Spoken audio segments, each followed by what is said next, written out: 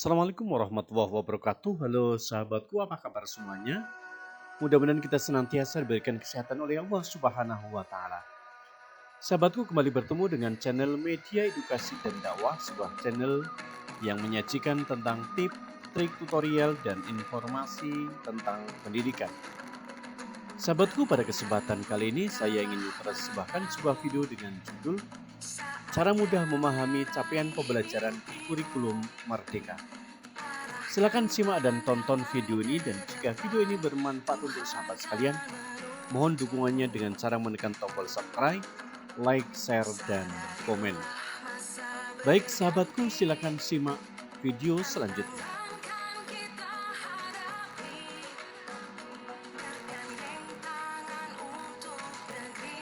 Cara mudah memahami capaian pembelajaran di kurikulum Merdeka.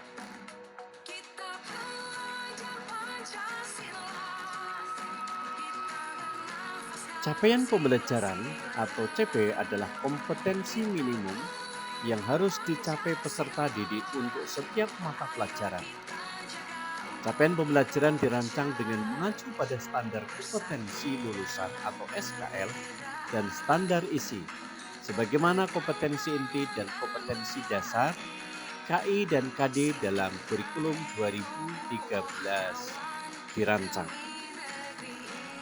Capaian pembelajaran merupakan pembelajaran dari KI dan KD yang dirancang untuk terus menguatkan pembelajaran yang berfokus pada pengembangan kompetensi. Kurikulum 2013 bahkan kurikulum nasional yang terdahulu sudah ditunjuk untuk berbasis kompetensi, sehingga kurikulum ini meneruskan upaya tersebut.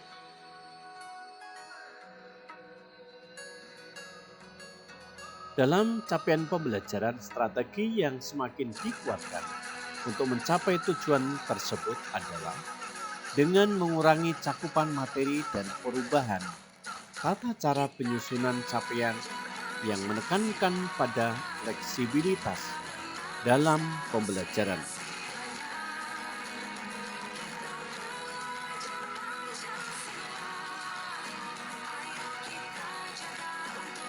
Pengurangan konten. Konsekuensi dari pembelajaran yang berorientasi pada kompetensi adalah perlunya pengurangan materi pembelajaran atau pokok bahasan, mengajar dengan terburu-buru, dan tidak menggunakan pendekatan pembelajaran yang berpusat pada siswa merupakan keputusan logis, karena kebijakan kurikulum yang berlaku menilai kinerja mereka melalui ketuntasan mengajar materi ajar yang begitu banyak.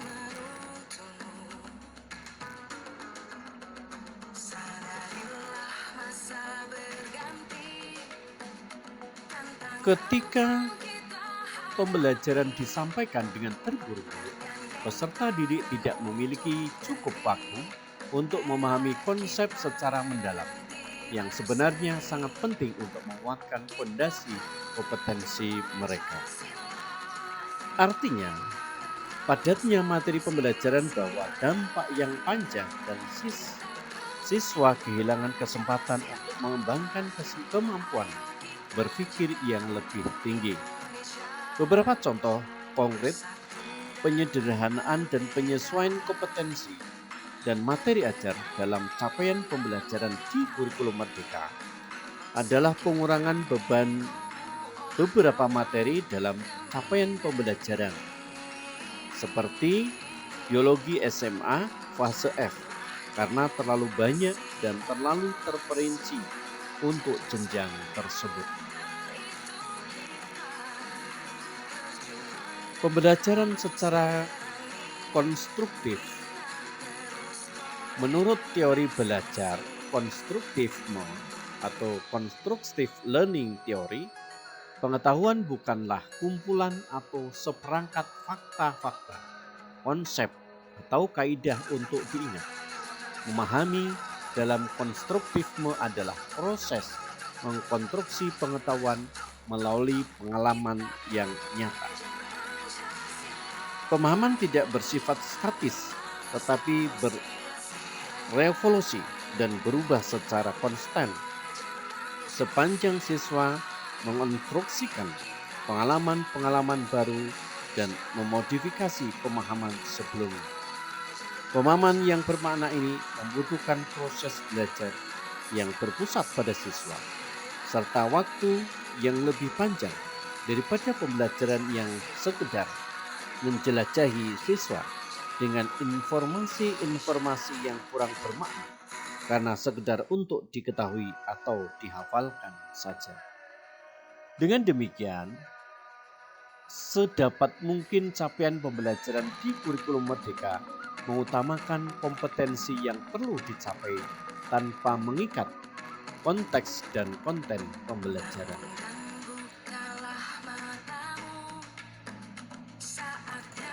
Berdasarkan komponen tersebut, satuan pendidikan harus dapat mengembangkan pembelajaran yang sesuai dengan konteks sekolah dan relevan dengan perkembangan, minat serta budaya peserta didik.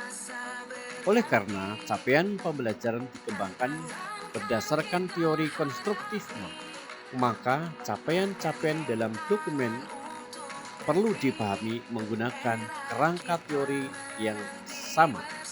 Istilah pemahaman atau understanding dalam capaian pembelajaran perlu dimaknai sebagai teori konstruktifisme di atas. Penggunaan fase. Perbedaan lain antara KI dan KD dalam kurikulum 2013 dengan capaian pembelajaran di kurikulum Merdeka adalah rentang waktu yang dialokasikan untuk mencapai kompetensi yang ditargetkan. Sementara KI dan KD ditetapkan per tahun. Capaian pembelajaran dirancang berdasarkan fase-fase. Satu fase memiliki rentang waktu yang berbeda-beda, antara lain sebagai berikut. Satu fase fondasi yang dicapai di akhir PAUD. Kemudian fase A umumnya untuk kelas 1 sampai kelas 2 SD sederajat. Fase B umumnya untuk kelas 3 sampai kelas 4 SD sederajat. Fase C umumnya untuk kelas 5 dan 6 SD sederajat. Fase D umumnya untuk kelas 7 sampai kelas 9 SMP sederajat. Fase E untuk kelas 10 SMA sederajat. Dan fase F untuk kelas 11 sampai kelas 12 SMA sederajat.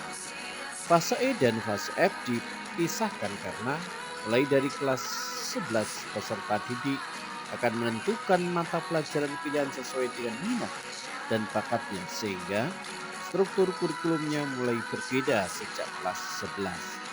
Dengan menggunakan fase, suatu target capaian kompetensi dicapai tidak harus dalam 1 tahun, tetapi beberapa tahun, kecuali di kelas 10 jenjang SMA sederajat.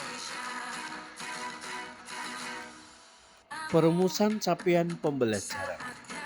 Perubahan lain yang signifikan dari KI dan KD menjadi capaian pembelajaran adalah format penulisan kompetensi yang ingin dicapai serta rentang waktu yang ditargetkan untuk mempelajarinya. Dalam KI dan KD kurikulum 2013, kompetensi-kompetensi yang dituju disampaikan dalam bentuk kalimat tunggal yang disusun dalam poin-poin. Selain itu, dalam KI dan KD terdapat pemisahan antara pengetahuan, sikap, dan keterampilan. Meskipun dalam kurikulum 2013 kompetensi KI dan KD tersebut sebenarnya saling berkaitan dan berangkaian, namun demikian ketika KI dan KD dituliskan sebagai poin-poin, keterkaitan antara ruang lingkup kemampuan satu dengan yang lainnya tidak didefinisikan dengan jelas.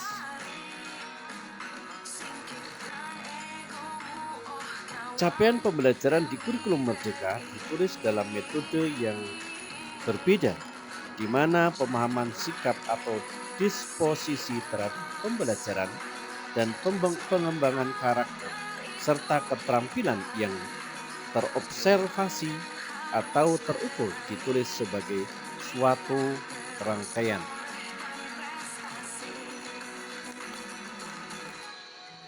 Hal ini menunjuk pada makna kompetensi yang lebih dari sekedar perolehan pengetahuan dan keterampilan, tetapi juga mengolah dan menggunakan pengetahuan, keterampilan, sikap, serta nilai-nilai yang dipelajari untuk menghadapi situasi dan permasalahan yang kompleks.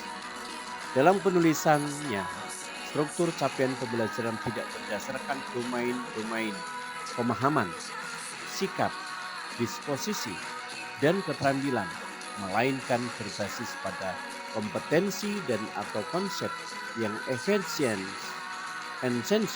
dan setiap mata pelajaran.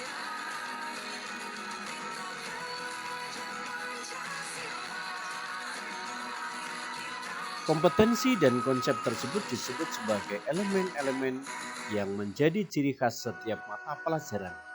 Dan elemen ini kemudian dinyatakan perkembangannya dari satu fase ke fase berikutnya.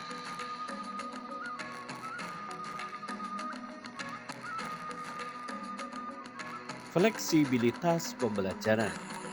Fleksibilitas sangat penting bagi satuan pendidikan untuk dapat mengembangkan pembelajaran yang memberikan kesempatan untuk peserta didik membuat kaitan-kaitan antar konsep yang dipelajari dengan situasi setempat, sekaligus menentukan kecepatan pembelajaran setiap konsep. Untuk menguatkan kompetensi pembelajaran perlu memberikan kesempatan kepada siswa untuk menghubungkan konsep dan atau teori yang dipelajarinya dengan lingkungan atau kehidupan sekitar mereka. Fleksibilitas capaian pembelajaran yang memberikan keluasaan untuk pembelajaran yang kontekstual ini dicontohkan dalam pembelajaran pendidikan Pancasila dan kewarganegaraan, di mana topik tentang pemilihan umum dapat dipelajari pada masa-masa sekitar pemilihan umum di Indonesia atau di daerahnya.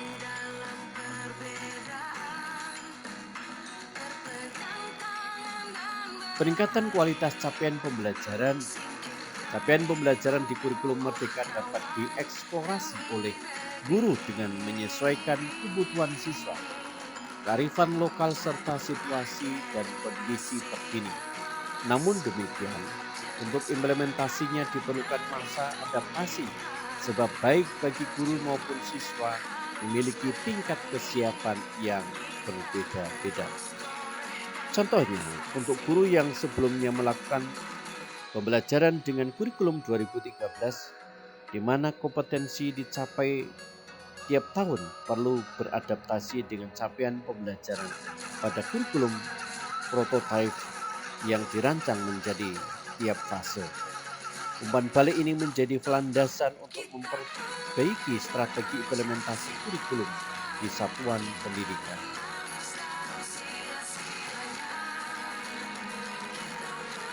Kerangka kurikulum Merdeka. Kerangka kurikulum yang diterapkan di sekolah penggerak telah menggunakan kurikulum Merdeka. Dalam hal ini pemerintah berperan menyiapkan profil pelajar Pancasila, kompetensi dan karakter yang tertuang dalam 6 dimensi, berfungsi sebagai penuntun arah yang memandu segala kebijakan dan pembaharuan dalam sistem pendidikan Indonesia, termasuk pembelajaran dan asesmen. Struktur kurikulum, jabaran mata pelajaran beserta alokasi jam pelajaran.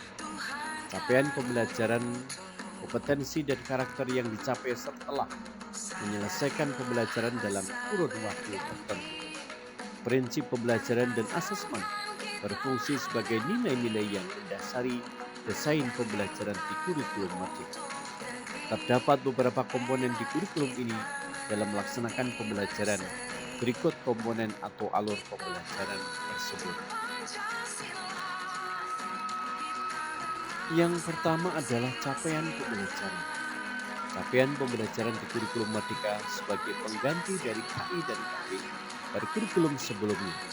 Dalam hal ini, capaian pembelajaran memuat sekumpulan kompetensi dan lingkup materi yang disusun secara komprehensif dalam bentuk narasi.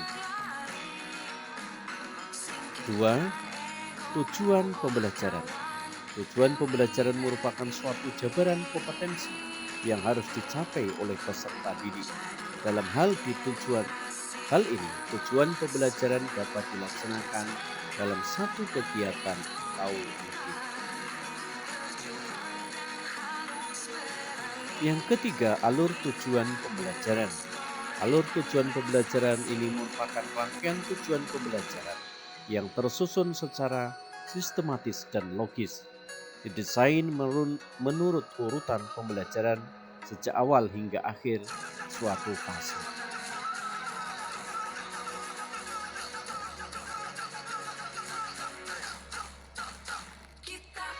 Nah, demikianlah sahabatku video kali ini tentang cara mudah memahami capaian pembelajaran di